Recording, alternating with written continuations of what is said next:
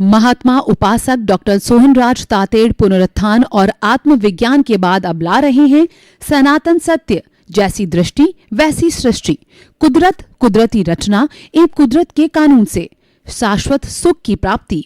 Log in करें www.drsohanrajtated.com, YouTube channel doctor Sohanraj Tated, play store से download करें mobile app doctor Sohanraj Tated. चंदेषु निम्मलयरा आईचेषु अय्यं पयासयरा सागरवर गंभीरा सिद्धा सिद्धिं मम दिशन्तु सिद्धा सिद्धिं मम दिशन्तु। हे मेरे भीतर विराजमान शुद्ध आत्मा भगवान, आप अजर हो, अमर हो, अविनाशी हो, अनंत ज्ञान, अनंत दर्शन, अनंत शक्ति, अनंत सुख का धाम हो। आप सागर के समान गहरे हो और हिमालय के समान विशाल हो। आप रिद्धि सिद्धि प्रदाता हो, आप मुक्ति प्रदाता हो। मुझे मुक्ति की ओर प्रयाण कराओ, ऐसी जागृति दो और ऐसा जो है मेरे को जो आशीर्वाद दो और साथ साथ के अंदर मुझे शक्ति दो। भाई और बहनों, मातृशक्ति को नमन। आज का हमारा अति उत्तम विषय, जो चाहते हैं होता क्यों नहीं। व्यक्ति पुरुषार्थ भी करता है उस लाइन के अंदर और चाहता है कि मैं करोड़पति बन जाऊं, इंजीनियर बन जाऊं, डॉक्टर बन जाऊं, चार्टेड अकाउंटेंट बन जाऊं, वकील बन जाऊं, नेता बन जाऊं, खिलाड़ी बन जाऊं, कुशल गृहिणी बन जाऊं। मतलब वो एक अपना सुंदर स्टेटस चाहता है और उसके लिए प्रयास करता है।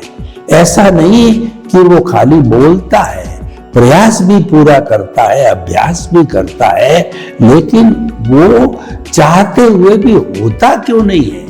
प्राय व्यक्ति का जो असंतोष होता है इसी कारण होता है कि जो वो चाहता है वो न होने के कारण वो डिसअपॉइंट हो जाता है, निराश हो जाता है और जो है आगे बढ़ने की उसकी इच्छा भी समाप्त हो जाती है। तो हम उस कारण का पता लगावें जिससे वो होता नहीं है। देखिए, हमारा जो जीवन है दो भागों में बटा हुआ है। एक तो व्यवहार जगत जो खुली आंख का जीवन है और एक निश्चय जगत जो कि बंद आंख का जीवन है। बंद आंख का जो जीवन है वह तो हमारी चेतना से जुड़ा हुआ है और खुली आंख का जो जीवन है वह जड़ से जुड़ा हुआ है। यानी बाहर का जगत जड़ और भीतर का जगत चेतन, ये दोनों डिफरेंशिएशन हो गया और लाइन ऑफ डिमार्केशन हो गई दोनों के अंदर। तो अब देखिए, बाहर के जगत के अंदर हमारे रिश्ते हैं, नाते हैं, व्यक्ति का पद है, प्रतिष्ठा है और जो व्यक्ति का धन है, दौलत है, वैभव है, सुख है, संपत्ति है और 5 इंद्रियों का पूरा जगत है, वो बाहर का जगत है। तो बाहर का जगत जो है वह वास्तव के अंदर सनातन सत्य जो हमारा ये कार्यक्रम है, जो कि कुदरत, कुदरती रचना और कुदरत के कानून पर आधारित है और इसका उद्देश्य है आपको शाश्वत सुख की नींव लगाना। हम आपको शाश्वत सुख इसी जन्म में नहीं करवा सकते हैं, पर आपको सम्यक ज्ञान, सम्यक दर्शन देकर के उसकी नींव अवश्य लगा सकते हैं। और वो सम्यक ज्ञान, सम्यक दर्शन जो हम आपको पद्धति बताते हैं, उस मेथड से वो डेवलप होते होते जो है आप शाश्वत सुख को प्राप्त भी कर लेते हो। वो उसका पूरा प्रोसीजर जो है, पूरी मेथोडोलॉजी हम आपको इस कार्यक्रम के अंदर बताते हैं। और मूल हम क्या करते हैं कि आपकी जो रॉन्ग बिलीफ है उसको चेंज करके राइट बिलीफ के अंदर बदल देते हैं। तो जब रॉन्ग बिलीफ राइट बिलीफ में हो जाती, यानी हमारा डायरेक्शन सही हो जाता है, तो मंजिल मिलती है, क्योंकि डायरेक्शन मंजिल की तरफ था, पहले डायरेक्शन हमारा विरोधी दिशा में था। इसीलिए कहा गया है कि आप दिशा बदल दो, दशा बदल जाएगी। आप नजर बदल दो, नजरिया बदल जाएगा। और आप जो है दृष्टि बदल दो, सृष्टि बदल जाएगी। हमको तो दृष्टि यानी दृष्टिकोण, व्यू पॉइंट, और उसको जो हमें बदलना है। जब हमारा रियल जो है दृष्टिकोण हो जाएगा, सनातन सत्य हो जाएगा, जो कि सिद्धांत के ऊपर आधारित है, तो निश्चित ही हम शाश्वत सुख को प्राप्त कर सकते हैं। अब देखिए कि हमारा जो बाहर का जो जगत है, यानी खुली आंख का जगत है, यह जगत हमारा पीछे से निर्मित होकर के आता है। ये हमारा पिछले जन्म के अंदर कोई और व्यक्ति था, उस व्यक्ति ने जैसी जैसी भाव किए, हमारी जो प्रतिष्ठित आत्मा है, जो कि सारा पुरुषार्थ करती है, वो लाइव रहती है, तो वह अपने पुरुषार्थ से चार्ज करती है, और जब वो डिस्चार्ज फॉर्म में होती है, तब केवल भुगतान होता है, जो कि हम प्रेजेंट के अंदर हमारा मन वचन काया का जितना भुगतान हो रहा है, ये सारा डिस्चार्ज है। इसीलिए कहा गया है कि मन वचन काया तथा उससे जुड़ी हुई हर अवस्था मात्र कुदरती रचना है, और वह व्यवस्थित है, वो प्री डेस्टिन्ड है, वह फिक्स्ड है, वह जड़ है, वह टेम्परेरी है, और वह नाशवान है, क्योंकि अवस्था है। अवस्था कभी भी परमानेंट नहीं हो सकती है। तो देखिए कि जो हमारी प्रतिष्ठित आत्मा, मन बुद्धि चित्त अहंकार, इन चारों घटकों से जो प्रोसेसिंग फैक्ट्री है, इनकी सहायता से जो पिछले जन्म का हमारा ज्ञान दर्शन था, और इस जन्म का कोई ज्ञान दर्शन है हमारा, और हमारा इंटरेस्ट क्या है, इंटेंशन क्या है, ये सारी चीजें मिश्रित होकर के, और हमारी लाइव प्रतिष्ठित आत्मा भाव करती है। भाव जो है रियल पुरुषार्थ है, और इन भावों के द्वारा ही एक भाव को हम कॉज कहते हैं, और बहुत से भाव इकट्ठे हो जाते हैं, तो बंच ऑफ द कॉजेज कहलाता है। और वो बंच ऑफ द कॉजेज पूरा जन्म भर का इकट्ठा होता है, आयुष्य के प्रारंभ से आयुष्य के समाप्त तक। और वो नेक्स्ट बर्थ के अंदर दूसरा प्राणी है, उसको भोगता है। पिछले जन्म में एक्स नाम का व्यक्ति था, इस जन्म के अंदर सोहन राज नाम का व्यक्ति है, तो भाव तो एक्स व्यक्ति ने डाले थे, लेकिन जो हमारे भीतर प्रभु विराजमान है, जो परमानेंट है, और वो मूल स्वरूप के अंदर वो शाश्वत सुख वाले हैं, वो मुक्ति जाने वाले हैं, वो भगवान है, वो परमेश्वर है, और वो ईश्वर है। लेकिन केवल उनकी प्रेजेंस है, वो कोई क्रिया नहीं करते हैं। क्रिया तो हमारा जितना भी है, ये प्रतिष्ठित आत्मा करती है।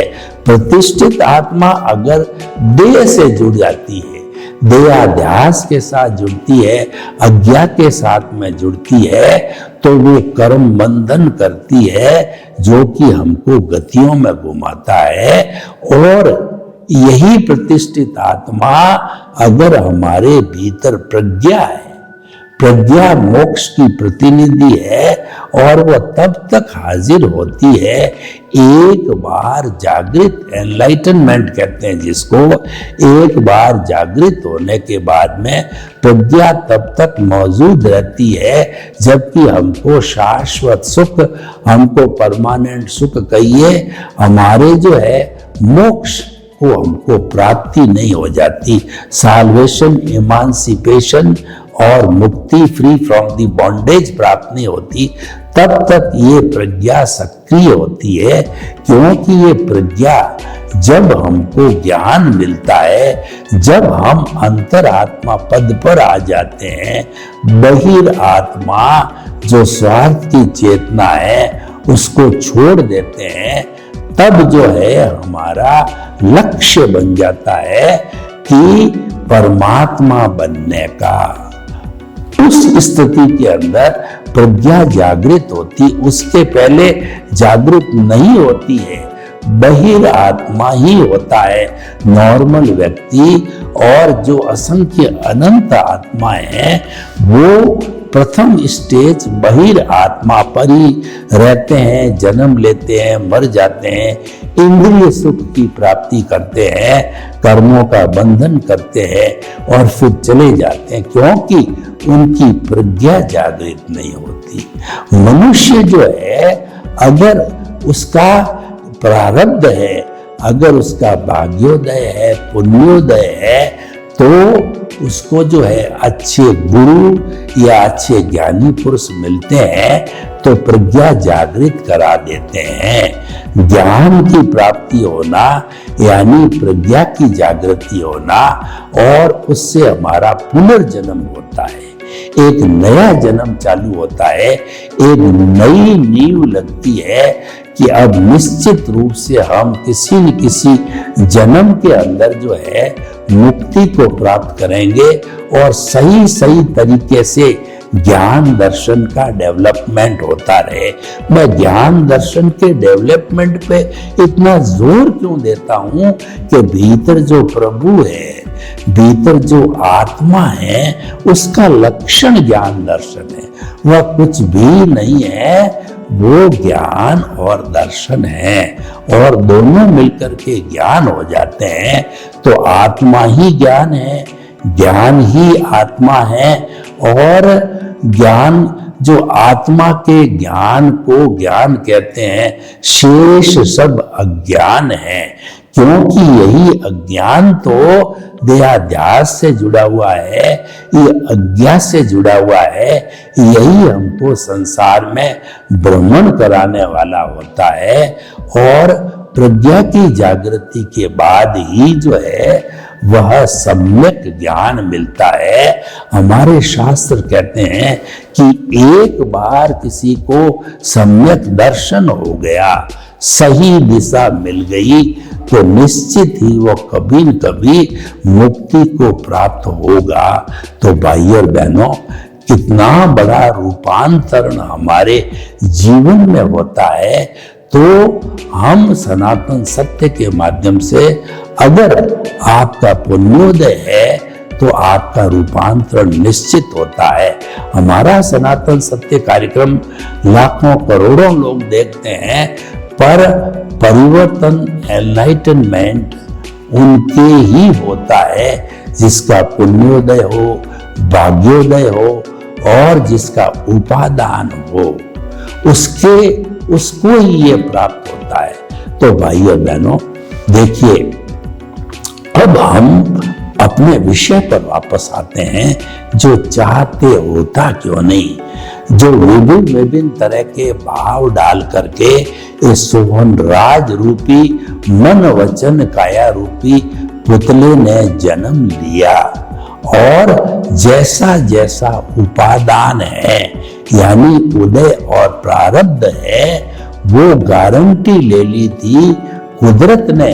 जब एक्स नाम का व्यक्ति मर गया था तब कुदरत को जो है वो आंसर शीट व कॉजल बॉडी सौंप दी थी, फिर कुदरत ने ही उसको जन्म दिया और कुदरत ही भरण पोषण करती है।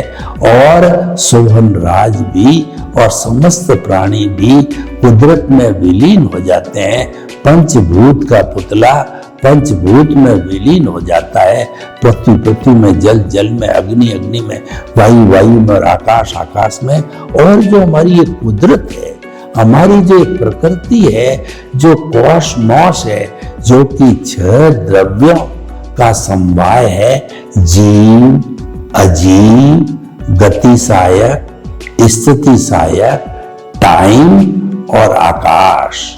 जहां पे ये 6 द्रव्य है वहीं जीवन है और वहीं पर प्राणी अपने कर्मों का भोग भोगते हैं और उसकी मालिक, कंट्रोलर, ऑपरेटर और डिस्ट्रॉयर जो है वह संजोग जुटाती है, वह होती है कुदरत होती है। और व्यक्तिगत लेवल के ऊपर उसका विभाग व्यवस्थित शक्ति है, वो ये काम करती है। तो भाइयों और बहनों, कि हम सुबह से शाम, जन्म से मृत्यु तक काम करते रहते हैं, हर क्षण कुछ न कुछ करते रहते हैं, जैसा जैसा उदय और प्रारब्ध है। तो होगा वही जो उदय और प्रारब्ध में है, क्योंकि ये पिछले जन्म से स्क्रिप्ट लिख करके आ गई। पिछले जन्म से भाव कर्म इस जन्म में द्रव्य कर्म बन करके आए, इस जन्म में फिल्म बन करके आए, इस जन्म में पिछले जन्म की मन वचन काया की बैटरियां चार्ज करके ये जीव आया, उदय और प्रारब्ध को लेकर के आया।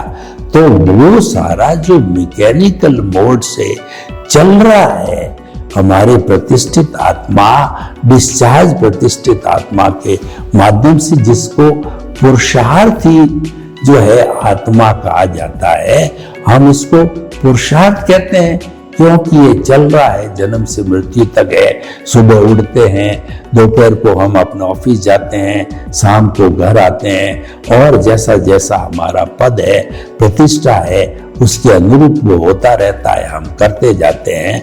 तो ये सारा जो है ये हमारा जो है चलता रहता है, परंतु उसमें काम करने वाला जो है, अगर वो जो है इंजीनियरिंग का कोर्स कर रहा है और उसको पसंद नहीं इंजीनियरिंग, वो तो कहता है कि मुझे तो डॉक्टर बनना है, डॉक्टर में एडमिशन भी लेता है, पर वो फेल हो जाता है, नहीं बन पाता है। आखिर इंजीनियरिंग लिखा हुआ होता है उसके भाग्य में, तो वो इंजीनियर बन जाता है। यानी पिछले जन्म का जितना उदय प्रारब्ध है उसके भुगतान से ही हमको मिलता है, और उसमें अगर नहीं है तो हमको नहीं मिल सकता है। तो इसीलिए भाई और बहनों, ये हमको मान के चलना चाहिए कि इस मामले में हम स्वतंत्र है, एक अतिरिक्त भी सांस नहीं ले सकते। और ये होता है सारा द्रव्य क्षेत्र काल भाव के द्वारा, और जो है ये काल स्वभाव कर्म पुरुषार्थ नियति के द्वारा होता है। मैं आपको उदाहरण देना चाहता हूं। एक 10वीं क्लास के अंदर बच्चा पढ़ता है, तो काल का मतलब 10वीं क्लास में पढ़ता है, तो जो भी नियम है 14 साल या 15 साल का, उतना काल पूरा होता है उम्र, तभी वह उस क्लास तक पहुंचता है, एडमिशन होता है। तो ये तो काल हो गया। और स्वभाव का मतलब है उसमें योग्यता है, 10th क्लास की योग्यता है, 10th क्लास का कोर्स के क्वेश्चन पेपर वह हल कर सकता है। तो ये स्वभाव हो गया। और कर्म का मतलब भाग्य उसका साथ देता है। फर्स्ट टेस्ट में, सेकंड टेस्ट में, हाफ ईयरली में अच्छे अच्छे मार्क्स आते हैं, फर्स्ट डिवीजन आता है। तो काल, स्वभाव, कर्म और पुरुषार्थ, वह भी रियल सेंस के अंदर इंटरेस्ट लेता है पढ़ाई के अंदर, क्लासरूम में भी पढ़ाई करता है, होमवर्क भी सिंसियरली करता है, यानी पढ़ाई सिंसियरली करता है। तो वह जो है पुरुषार्थ भी करता है। और ईयरली एग्जाम आ गए बोर्ड के, तो अब क्या हुआ, काल, स्वभाव, कर्म, पुरुषार्थ ये सब फेवर कर रहे थे। मॉर्निंग में 10 बजे पेपर था तो रात में उसके 110 डिग्री का बुखार हो गया और वह एग्जाम देने नहीं जा सका। तो वह प्रथम आना तो दूर रहा, क्योंकि एक क्वेश्चन पेपर में एब्सेंट हो गया तो वो फेल भी हो गया। तो चाह रहा था वो हुआ नहीं, क्योंकि नियति साथ नहीं दी। नियति ने साथ नहीं दिया, तब जो है उसका काम नहीं हो सका। एक दूसरा उदाहरण मैं आपको देना चाहता हूं कि बहुत छोटा उदाहरण है। गर्मी का मौसम है, मेरे बाल बढ़ गए हैं और मैंने भाव किया, चिंतन किया कि बालों को कटाना चाहिए, गर्मी लग रही है। तो मैं क्या हुआ कि रात दिन जिस नाई की दुकान पे बाल कटाता हूँ उस दुकान पे गया, भाव किए मैंने बाल कटाने पे। दुकान पे गया तो द्रव्य रूप में नाई था और एक द्रव्य रूप में मैं था। तो नाई जो है वो दुकान पर नहीं था, वो खाना खाने चला गया और 5 लोग लाइन के अंदर बैठे थे। तो मालूम पड़ा कि खाना खाने के अंदर आधा घंटा लगेगा, 5 लोगों को करे तो आधा पौन घंटा लगेगा। तो मैंने सारा निष्कर्ष निकाला कि 1.5 घंटा मुझे यहाँ रुकना पड़ेगा। और मेरे घर तो अर्जेंट काम छोड़ के आया था, मैं उनका 10-20 मिनट में वापस आ जाऊंगा, लेकिन 1.5 घंटा मैं अफोर्ड नहीं कर सकता था। तो मैं वापस घर पे आ गया। यानी मेरा काल काम, मेरा जो है द्रव्य, यानी द्रव्य मिसिंग था, नाई। क्षेत्र तो मैं उसकी दुकान क्षेत्र था चला गया, भाव मैंने कर लिया था, द्रव्य, क्षेत्र, काल और भाव। और काल भी पक गया था क्योंकि मैं समय पे गया था, दुकान खुली थी। तो काल तो पक गया, द्रव्य मिसिंग था, इसीलिए मेरा काम नहीं हुआ। दूसरे दिन फिर मैंने सोचा और मैं जो तुरंत नाई की दुकान पे गया, नाई बैठा था और उसके ऊपर कोई भीड़ नहीं थी। जाते ही उसने मुझे बिठाया और मेरे को 10-15 मिनट के अंदर फ्री कर दिया। तो इस स्थिति के अंदर जो है मेरा काल, यानी टाइम से मैं पहुंचा, दुकान खुली थी, और काल और दूसरा है द्रव्य, जो नाई था वो हाजिर था। क्षेत्र नाई की दुकान पे गया था मैं और भाव मैंने किए थे, मेरा काम हो गया। तो हमारे जीवन के अंदर चाहते हैं वो होता क्यों नहीं है, क्योंकि हमारे उस स्क्रिप्ट के अंदर, उसके भाग्य के अंदर और उसके जो प्रारब्ध और उदय के अंदर वह विषय है ही नहीं है, वह मिसिंग है। तो मिसिंग है तो कैसे मिलेगा? नहीं मिल सकता, कितने ही प्रयास करो वो नहीं मिलेगा आपको। प्रयास करते रहो जीवन भर। कई लोग जो है जीवन प्रयास करते हैं, जैसे कि मजदूर है, वो जीवन भर मजदूरी करता है, लेकिन वो चाहता है कि मैं लखपति बन जाऊं। तो वो कमाता तो 500-1000 रुपये रोज है और उतना तो पैसा उसके परिवार के भरण पोषण में हो जाता है। तो वो लखपति कहाँ बनेगा, कैसे बनेगा? हम जो देखते हैं कि सबको बराबर सुविधाएं मिलती है। भारत सरकार के संविधान के अंदर जो सर्वोदय लागू किया गया है, सबका उदय है, उसमें जाति, लिंग, भाषा, क्षेत्र भेदभाव नहीं है, सबको सेकुलरिज्म के अंदर समानता है। लेकिन कुछ लोग तो अपना जो है वह गोल प्राप्त कर लेते हैं, कुछ लोग नहीं कर पाते हैं, क्योंकि उनके फेट में नहीं है, उनके भाग्य में नहीं है, उनके उदय और प्रारब्ध में नहीं है।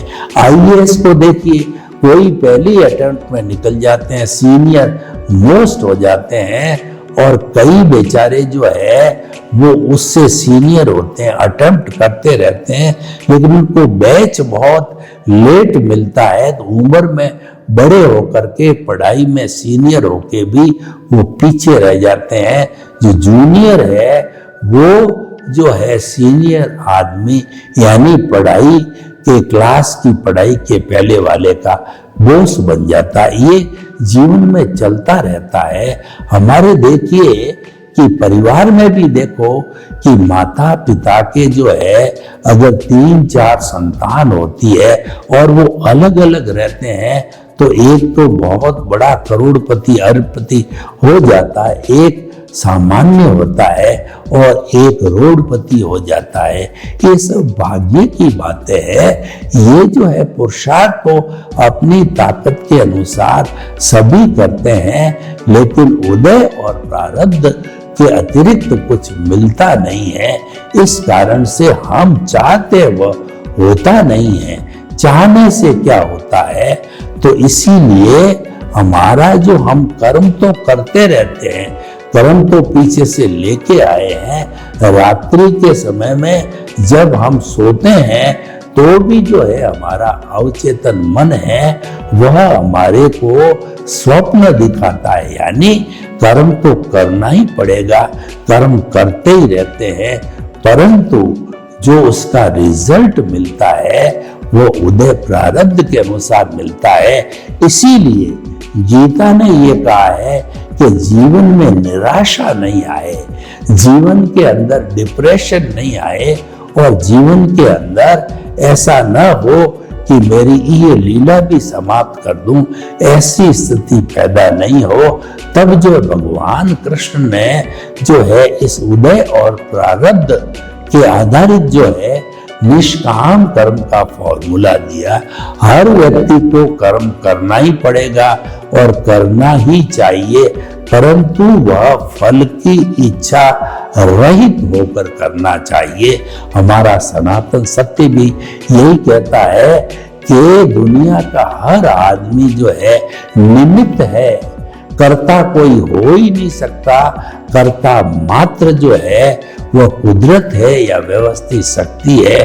फिर भी कोई अपने आप को कर्ता मानता है तो वह मिथ्या ज्ञान, मिथ्या दर्शन और मोहनीय कर्म के अंतर्गत रहता है और यही अज्ञान है। अज्ञानतावश जो है किसी ने कर्ता अपने आप को मान लिया तो वह पिछड़ जाएगा। लेकिन जो व्यक्ति जो है निष्काम कर्म के फॉर्मूले पे चलेगा, निमित्त भाव से चलेगा, तो उसको कोई दुख नहीं होगा, कष्ट नहीं होगा और वो जिंदगी बड़ी आनंद के साथ में, चैन के साथ के अंदर जिएगा। वो संतोषी होगा और परम धन उसके लिए संतोष होगा। कहा भी गया है कि जिसको संतोष हो जाता है वो धन गज धन बाजी धन और रतन धन खान, और गो धन गज धन बाजी धन और रतन धन खान, जब आवे संतोष धन सब धन दूरी समान। संतोष आ जाता है तो सारे धन है वो धूल के समान हो जाते हैं। वो आता कब है? जबकि हम निष्काम कर्म करते हैं, हम निमित्त भाव से कर्म करते हैं, हम अज्ञान को समाप्त करते हैं, तब जो है हमारा ये निमित्त भाव पैदा होता है। और अज्ञान को कम करने के लिए निमित्त भाव एक बहुत बड़ी औषधि है, एक रामबाण है। निमित्त के साथ में निमित्त निर्दोष अकर्ता और शुद्ध आत्मा, ये जो है ये चौकड़ी है, जुड़ी हुई होती है। कोई व्यक्ति निमित्त बन जाता है तो निमित्त बनता कब है? जबकि वो अकर्ता होता है, क्योंकि कर्ता तो जो है व्यवस्थित शक्ति है, कर्ता तो कुदरत है, वो ये मानता है। और जब निमित्त हो गया तो वो दुनिया के सब लोगों को निर्दोष मानेगा, क्योंकि सारी सृष्टि निर्दोष है। इसीलिए इन सब बातों को मध्यगज नगर रखते हुए हम बड़ी मस्ती के साथ, आनंद के साथ जीवन जी सकते हैं। सर्वे भवन्तु सुखिनः, सर्वे सन्तु निरामया। लोक के सब जीवों को सुख मिले, शांति मिले, आनंद मिले, प्रेम मिले, सौहार्द मिले और सब निमित्त भाव से हम शाश्वत सुख को प्राप्त करें। आपके प्रति मंगल भावना। ओम शांति। महात्मा उपासक डॉक्टर सोहनराज तातेड़ पुनरुत्थान और आत्मविज्ञान के बाद अब ला रहे हैं सनातन सत्य, जैसी दृष्टि वैसी सृष्टि, कुदरत, कुदरती रचना एवं कुदरत के कानून से शाश्वत सुख की प्राप्ति। लॉग इन करें www.drsohanrajtated.com, YouTube channel doctor Sohanraj Tated, play store से डाउनलोड करें mobile app doctor Sohanraj Tated.